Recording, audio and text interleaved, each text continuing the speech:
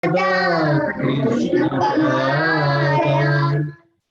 Sagagana Lalita Shri Vishakaritam. He Krishna Karuna Sindhu Dinabandhu Jagatpate Gopisha Gopika Kanta Namostute Tapta Kanjana Gaurangi Radhe Vrindavaneshwari Krishnamanostuti Devi Pranamami Haripriye Svanjakalpatarobhyasya Kripa Sindhubhayeva Paditanam Pavanebhyo Vaishnavibhyo Namo Namaha Jai Shri Krishna Chaitanya Prabhu Nityananda Sri Advaita Gadadhara Sri Vasadi Gaura Bhaktavrinda Hare Krishna Krishna Krishna Hare Hare Hare Rama Rama Rama Hare Hare. Hare Krishna. Hare Krishna. Hare Krishna Prabhuji, on behalf of everybody, please accept our Dandavat Pranam and humble obeisances. Prabhuji, sorry I can't put my video on. I have injured my eye and I can't see very well. But we are reading the Bhagavad Gita as it is. We are on chapter 16. Prabhuji, the chapter 16 is the divine and the demoniac nature. And yes. We are on text 9. Prabhuji, yes. We can do 9 and 10, however you want to guide us. And I will request somebody who has the Bhagavad Gita to read, because to just excuse me for today, I have bandages on my eyes. So I won't be able to. Hare Krishna. Hare Krishna. Okay, so Bhagavad Gita, chapter 16, verse number 9. Etam drishtim avashtabhya nashtmat mano lalpa buddhya prabhavanti ugrakarmana shayaya jagato hita. Translation. Following such conclusions, the demoniac, who are lost through themselves and who have no intelligence, engage in unbeneficial, horrible works meant to destroy the world. Okay, somebody can read the purport if they like to. Is there anyone? I can read. Thank you very much. Yes. Thank you. Purport by Srila Prabhupada. The demonic are engaged in activities that will lead the world to destruction. The Lord states here that they are less intelligent.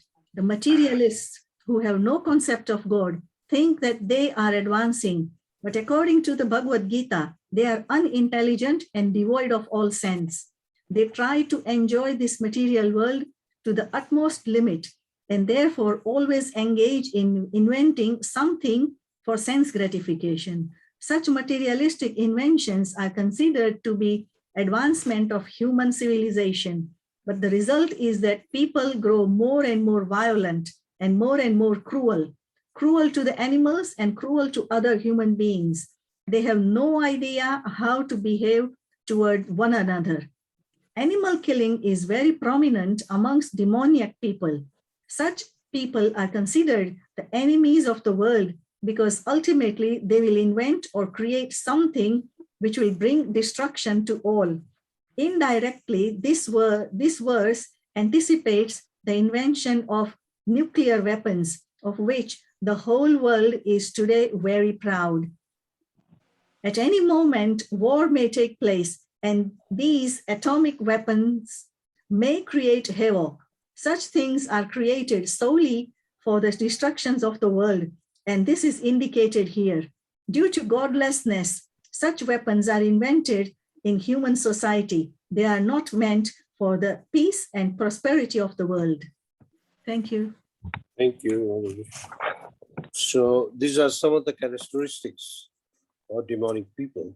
Now you'll find that this chapter explains two kinds of natures, divine nature and demonic nature. And you'll find even in this world, even right now, very few people with divine nature. Majority belong to the demonic nature. And because the surrounding environment is as such that more and more people become demonic. Why? Sri Prabhupada explains here that today the activities which are going on around, they are leading to destruction, so much destruction. For example, bombs are created. Bombs can go anytime. Formerly, there used to be wars, battles. They'll choose a battlefield. Sri Prabhupada explains in a lecture that even the battle of Kurukshetra, the Mahabharata war, took place for only 18 days. After that, it was finished. And recently, we had the World War I, World War II. Each one lasted more than 4 years. So these wars are there to destroy the world. And these two wars have brought the economy down of the world. And people have suffered. Millions of people have died. Though they are nothing compared to the Mahabharata war. But the length or the duration of war was so long that it frustrates people. Then they have created so many things. Things like technologies that sorry, is advancing, creating like motor cars, mobile phones, technology. Of course, all this can be used in the service of Krishna. But overall, they're meant to destroy everything. Next, Sri Prabhupada explains that as the verse says, Alpa Buddhaya means they're not intelligent. Demonic people are not intelligent. Why? Because the intelligence is only superficial. Superficial intelligence means they can't think far. They can only see close things. In other words, they will create things or they will do things which will only please the senses, but cannot please the soul inside. That's why it's called Alpa Buddhaya. Alpa means less intelligent. And they think they're advancing, but actually they are not advancing. The de-civilization is taking place, making others' lives miserable. We are living in a world in which people do anything they want to. In the name of freedom, they say, oh, I do this because this is pleasing me. Or I'll do that because it's pleasing my senses. And the government is also like that. We'll find that originally the government used to be monarchy. The Kshatriyas will rule the world. And the law and order was very strong. Now, the law is weak. That anyone can get away after breaking the law by hiring an expensive or a very high kind of a lawyer. And in this way, the law is broken. And actually, there's no real punishment even for those who break the laws, because it goes extended the case, and time may come that you may not even get the punishment. So, and there are those who get punishment who are not meant to be punished, and there are those who get punishment who are not to be punished. So it's a crazy kind of a system. Anyway, this is democracy or communism. Two kinds of governments present in the world. Democratic government means chosen by the business class. Communist government means chosen by the people or the labor class. So neither of the governments can actually do real good to people, because the center of everyone in the democratic government is money. In the communism, the center is money and power. So everybody suffers. Anyway, real government, Sri Prabhupada says, is monarchy. The kings would have their subjects like their own children, and they will look after their children. Children means praja. Praja did not just mean human beings, it also meant animals, trees, everything which is within their jurisdiction. So they think they are advancing, but actually they are not advancing. And if they are advancing, then how come the life these days is shorter? People have so many problems. And in the Vedic culture, when the Kshatriyas would rule, the education used to be free and medicine used to be free. Now, both of these things are very, very expensive in the modern culture or in the modern way of life. People can't afford very expensive education. And if they want to pursue some career, then the parents, or maybe they have to borrow money from someone or get a scholarship. It's not easy, very, very difficult. People are suffering. And when you say medicine, medicine is so expensive. Formerly, the medicine was herbal medicine, Ayurvedic medicine, and the Brahmanas would give it free of charge. They would not charge anything. So we cannot say actually civilization. And there's no actually good infrastructure as far as the government is concerned. Formerly, in the Varnashram system, there used to be the Brahmanas, Kshatriyas, Vaishyas, Sudras. The Brahmanas would do their work, Kshatriyas would do their work, Vaishyas would do their work, and Sudras they would do their work. It's like a divided society and yet one society. Now such a society is out. Varnashram system is out. Though it is there, but people don't want to accept it. People want to act independently. And people say, oh, we don't like this caste system. But really speaking, the caste system, or which was actually class system, became into caste system done by the smarter Brahmanas. And this is how the Varnashram system got broken. Though it worked for some time, at least 100 years ago, it was still there. 100 or 150 years ago. Anyway, now things are changing and they think there is a civilization taking place.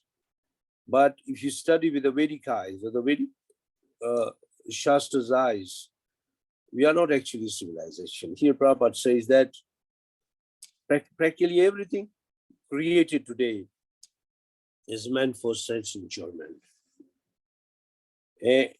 Everything created, that of course there are some advantages, some disadvantages.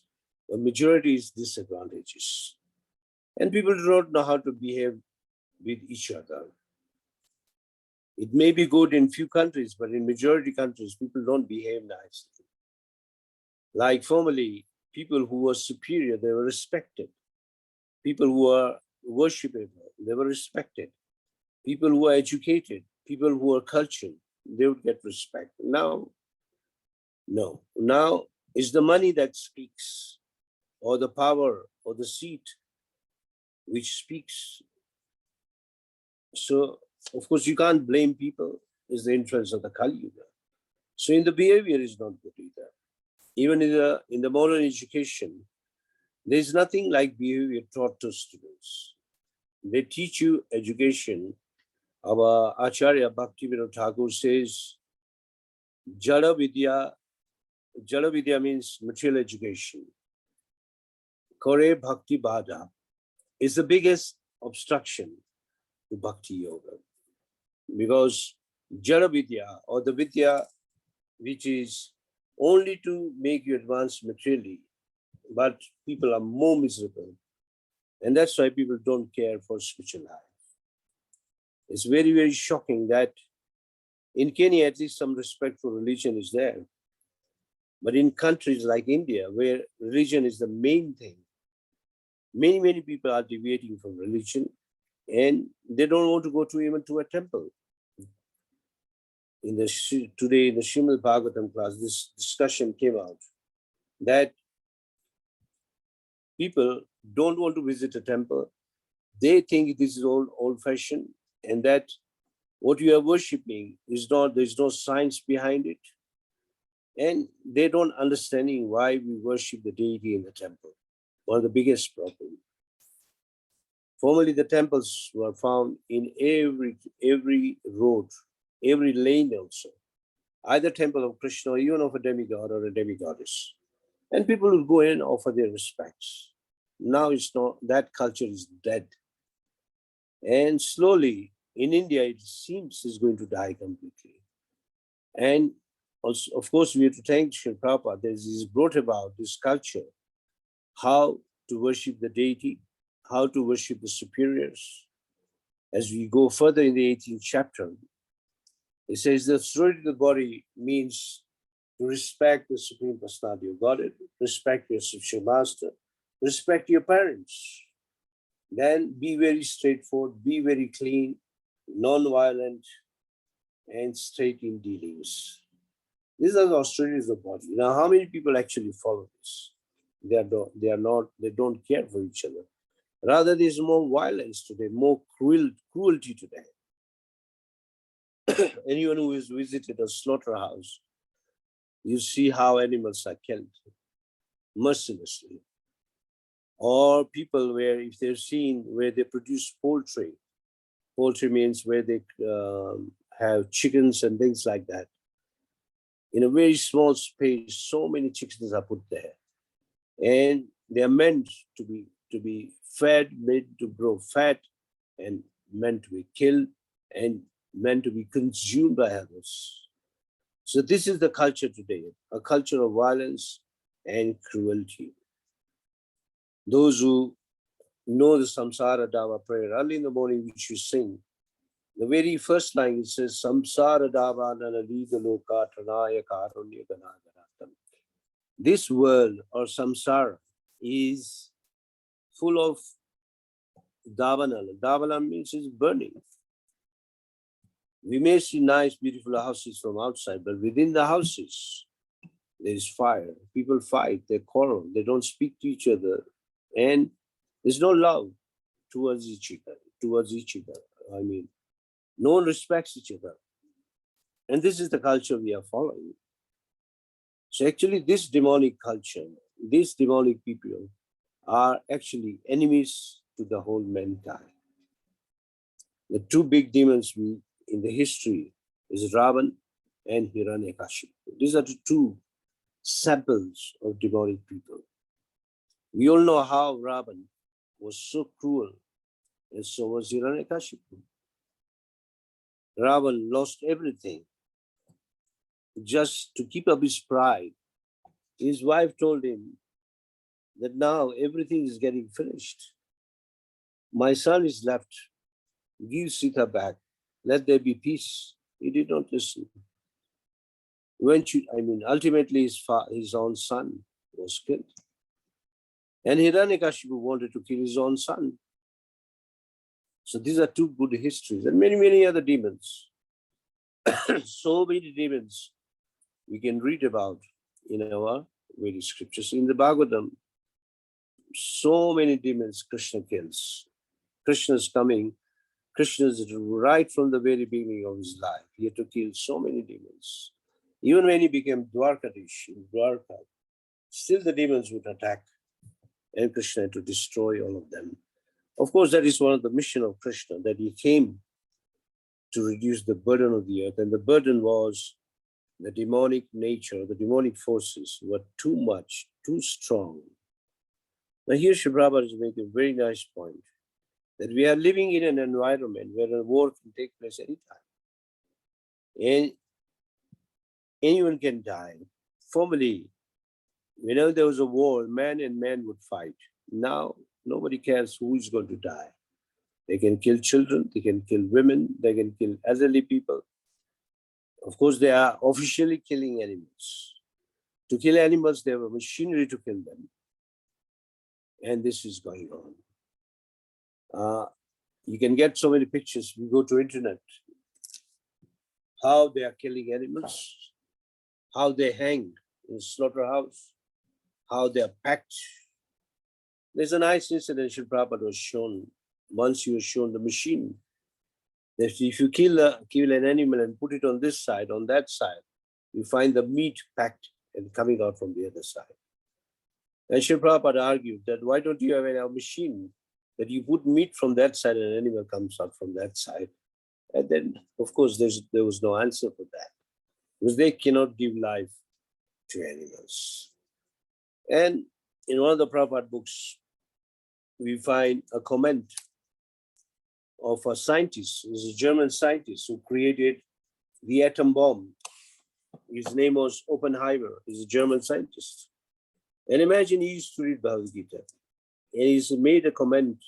He's used that verse of the 11th chapter. We have done that verse. Time I am, and I will come to destroy everything. So after creating the bomb, he spoke that verse. And that bomb was used, and so many people died. So this is the invention of Oppenheimer, and he's celebrated to be a very learned scientist.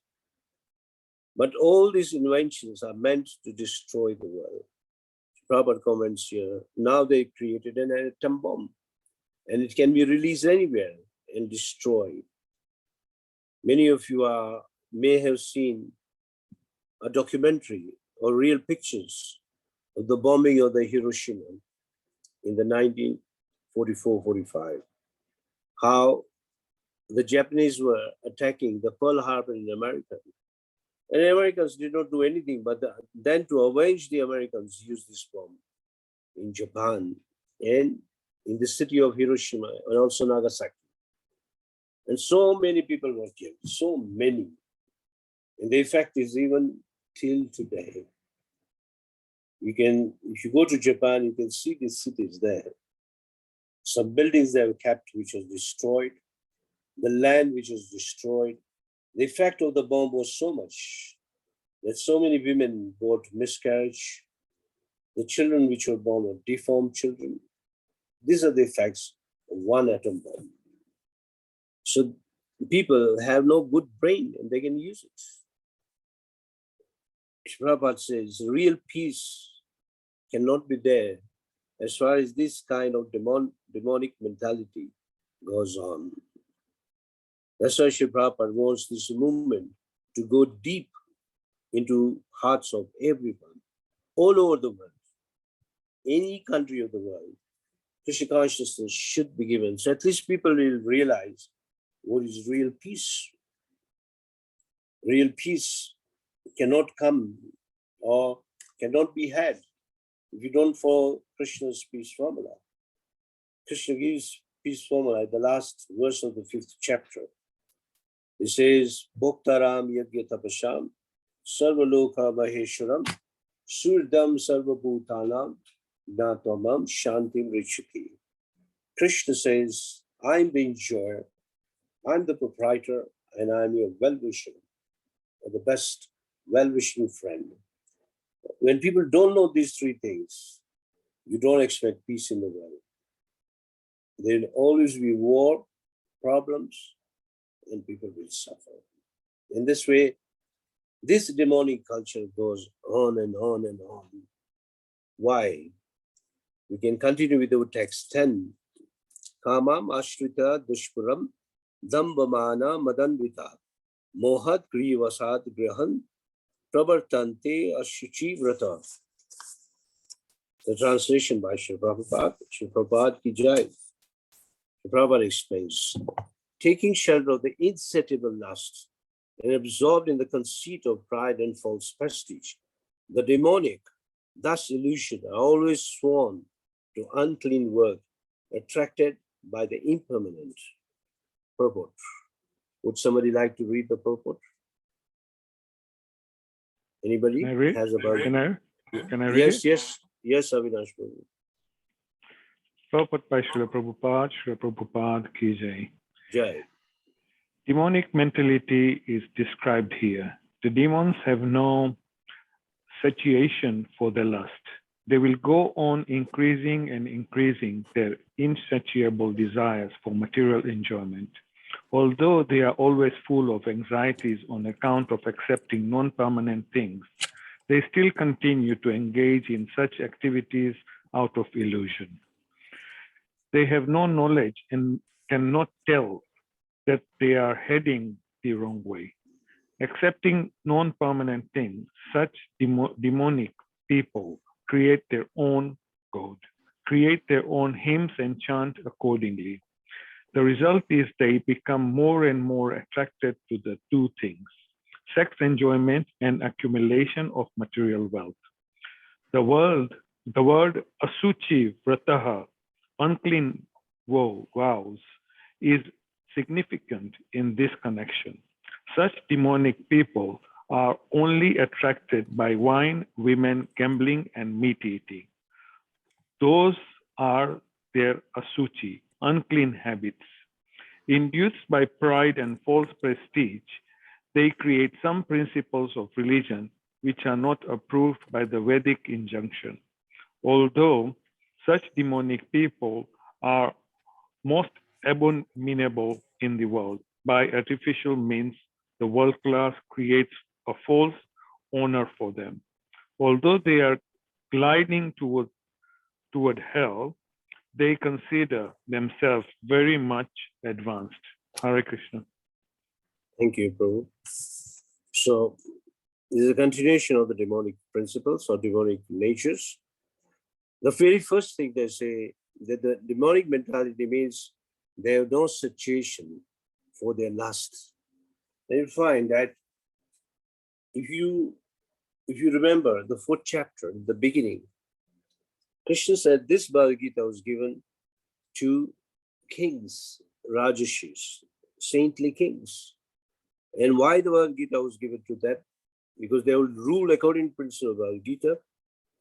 And the main thing that Bhagavad Gita will remove from the heart of people is lusty desires. Because lusty desires are condemned if you want to practice spiritual life.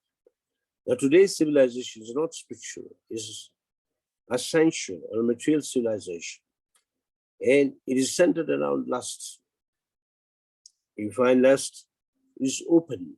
The way people speak, the way people dress, the way people act, or the way the society is, lust is open. And lust, Krishna has already explained in the 3rd chapter, lust is the biggest enemy of mankind. So if this lust is not, we can say, curbed, then there'll be more anxieties in the world, because people think that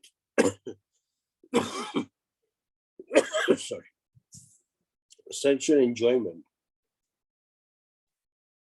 or sex enjoyment is a very big pleasure, not knowing that it is insignificant.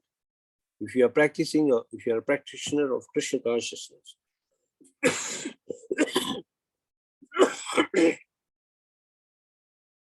this thing is useless. There's a one prayer by Yamunacharya given in the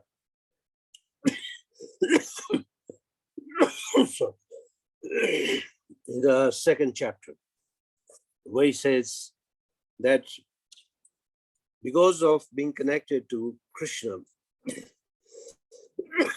these desires of enjoying lusty are so useless that even my lips, they curl by even speaking or thinking about them. But people who don't practice spiritual life, for them, it is an enjoyment. And people think by accumulating a lot of wealth is power, but then it is not so, because money cannot buy everything. If you go to any hospital, if you have any big hospital close by, just visit a hospital, and you'll find that there are people who are dying, even when they are wealthy, so much wealth, but you cannot purchase even a minute more of your life. And people are dying like that. So asuchi vrata means unclean vows. They take vows which are not clean. Today, you find that even marriage is not based on spiritual vows. They are just spoken as a matter of a custom, and maybe it's mandatory.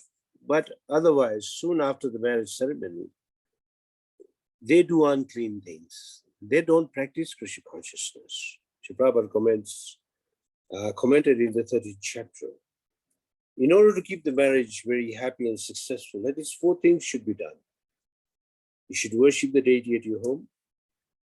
You should offer a bhoga to the deity, chant Hare Krishna, discuss Srimad Bhagavatam and Bhagavad Gita. At least 4 things should be done to keep a very happy marriage. But people don't want to follow this. That's why it's called unclean vows. And that's why people are attracted to wine, women, gambling, and so on. In the 5th canto of Srimad Bhagavatam, Lord Rishabh explains just in one verse, Mahat Seva Dwaram Ahur Vimukta, Tamo Dwara Yoshitu Sangi Sangam. If you do Mahat Seva means if you serve great devotees, or you serve prayer of great devotees, or follow the great devotees, the road to light or brightness will always be open. And once you give up that association, you'll be attracted to Yoshita. Yoshita means wine and women.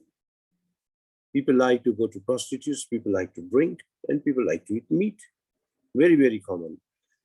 Even our Nairobi temple, if you go just about maybe half kilometer away from the main, on the main road, at night if you go out, there's so many places where you see people drinking, eating meat.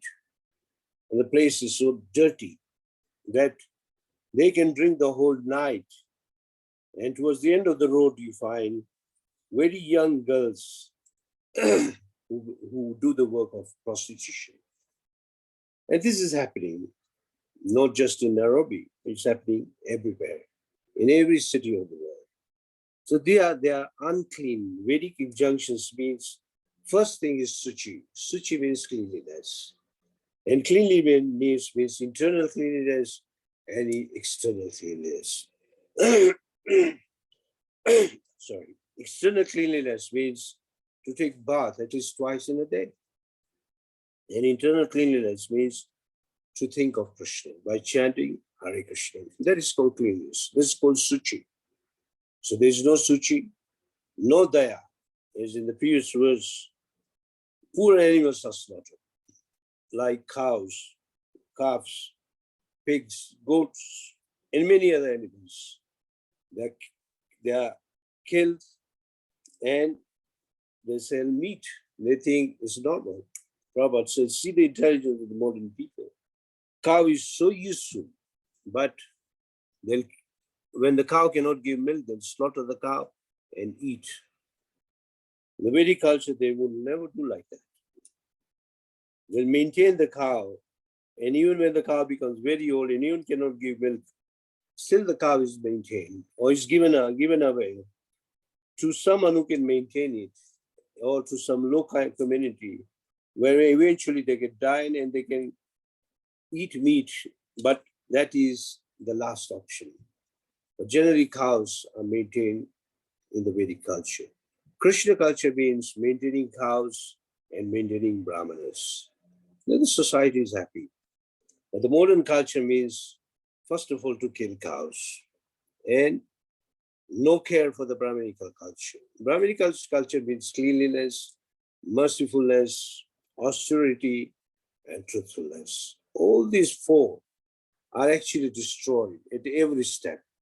That's why in our society, we forbid these 4 things. No meat eating, no gambling, no illicit sex, and no intoxications. Because these 4 things destroy the 4 pillars of Dharma: cleanliness, mercifulness, truthfulness, and austerity.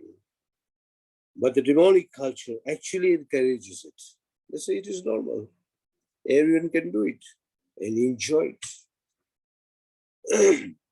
Because the whole society is centered around 2 things: this sensual enjoyment and to increase the money. Even the modern education, if a boy wants, or a boy and a girl wants too many degrees, the whole aim is that too many degrees means I'll get a very good job and I'll get a lot of money.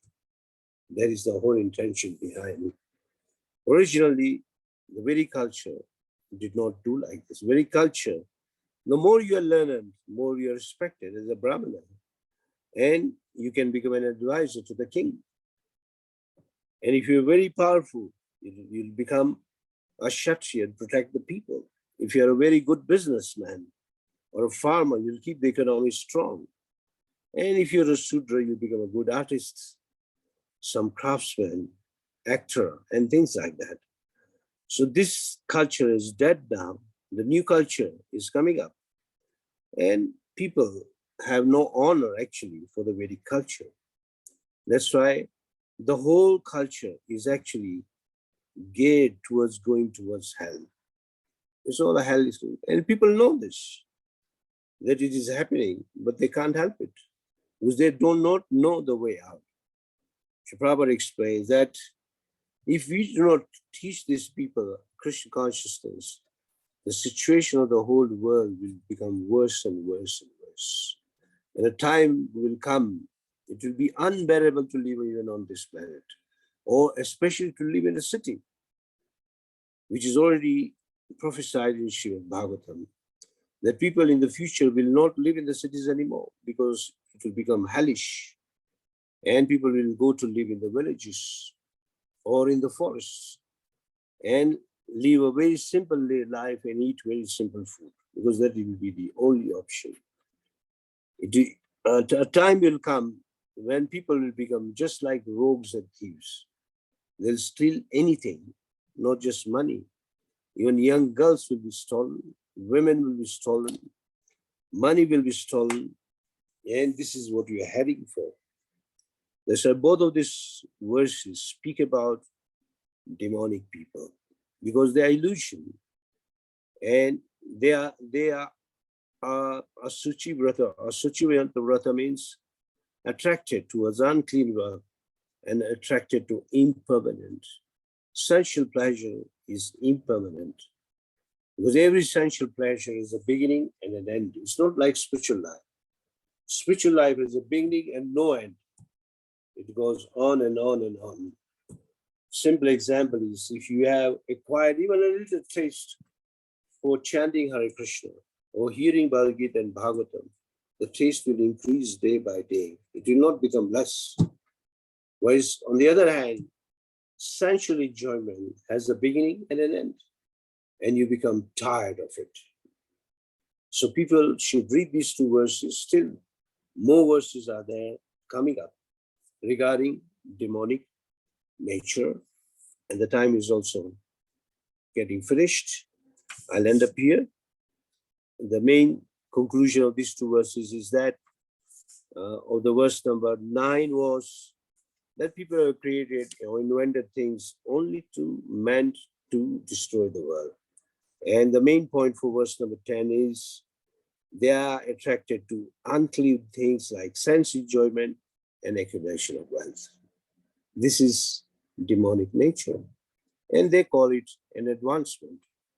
Is it really advancement? No. We were just discussing the other day that when Rukmini sent a letter to Krishna, please come and take me, Krishna rode more than 3,000 kilometers on a chariot. He left in the evening, he was there early in the morning, which no fast cars can do even today. Even with a very good road, it can't drive so fast. Imagine in those days, the horses were faster, chariots, the chariots would go much, much faster. The history is there. So they think they increase the speed of the motor car. Really speaking, they are not. On contrary, more automobiles and more carbon dioxide destroying the oxygen of the world and bringing so many diseases to the world, numberless diseases to the world. And people are suffering, yet they think they are healthy and happy. Hare Krishna. So I'll end up the class here. Anybody would like to add something? Because I think everyone has more information on these things. Yes, Prabhu, somebody spoke something. Hare Krishna, Prabhuji, thank you very much. Are there any questions or comments?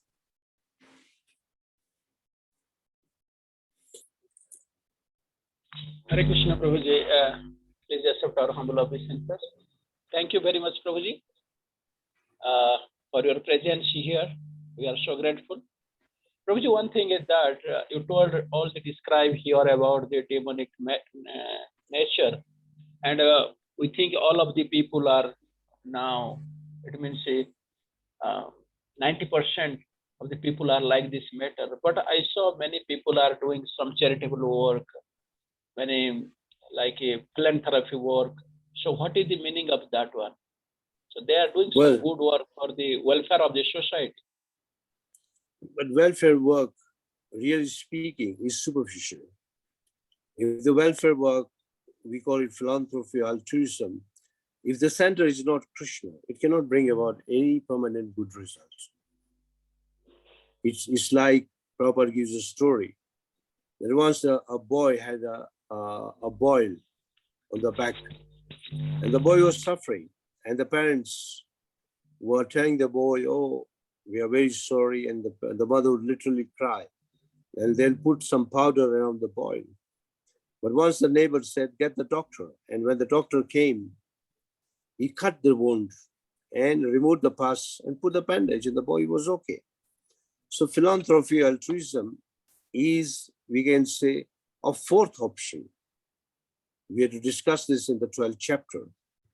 It is also bhakti, but it is indirect. And the results cannot be as good as what bhakti can bring about. Bhakti means to remain within Krishna consciousness. Krishna says this in the 12th chapter, that give your mind and intelligence to me. Mayeva manodachva mai buddhi niveshya. If you can't do that, then you practice bhakti yoga with rules and regulations. If you can't do bhakti yoga, then you practice Krishna karma. You work for me. And if you can't do Krishna karma, then he says, you go for charitable work, welfare work, charitable work. This is on the fourth line, fourth grade activity. Of course, it's better than doing demonic activity. At least people are doing good work. But if it is not centered around Krishna consciousness, it will not bear any permanent results. And it is happening today. There are people who spend so much money to build hospitals, so much money to build schools, but as later on, they just become places where people have to spend so much money to keep it going. It's happening. You can see this even today. It doesn't mean that you don't be a good person. You have, first of all, you have to be a good person in order to become a devotee. A kind person, a merciful person, a generous person. But ultimately, behind that generous or a good activity or a super activity, there has to be Krishna. Once, Srila Prabhupada was visited by his very close friend. And Srila Prabhupada, this is when Srila Prabhupada was visiting Calcutta, when ISKCON was already in a good swing. And Srila Prabhupada advised him, please chant Hare Krishna. This is the best advice I can give to you. And his friend said, but I'm not doing anything bad. I am a good man. I don't do any harm to any people. So why should I chant? I'm a very good man. And Srila Prabhupada gave a straight answer. If you are not Krishna consciousness, you are not a good man. Only a Krishna conscious person can be a good person. Simple answer. And also the Bhagavatam explains that once you practice Krishna consciousness, then all the good qualities of the demigods will come into you. You will not become like a normal human being, you become like a divine person. And this chapter is speaking about divine people. So by practicing Krishna consciousness, you will earn all the good qualities. Automatically they become manifest in you. Okay, Prabhu? Yes, Prabhuji, thank you very much. Hare Krishna.